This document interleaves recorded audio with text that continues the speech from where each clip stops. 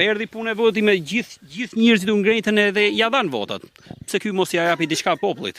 Domethënë nuk jena shumë, 2 kilometër rrugë. Këtu nuk ke trotuar ku të ecin fëmijët.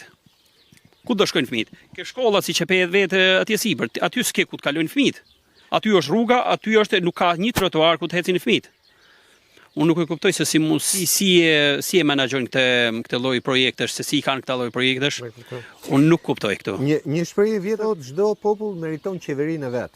Absolutisht.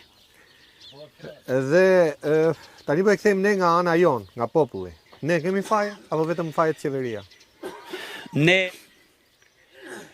nuk e kuptoj ku do ta kena fajin, ne për arsye se ne desa po dalim me mirëmarrëm rrugët vetë neve.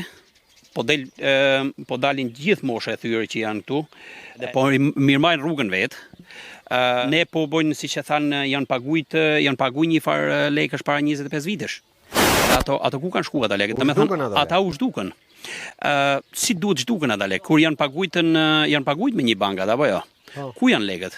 Domethënë në atë kohë kanë qenë në qoftë se jam gabim, po kanë qenë mbi 1,5 milion lekë. Po sot janë mbi 15-20 milion lekë me vlerën që ka qenë. Edhe më shumë mund të them.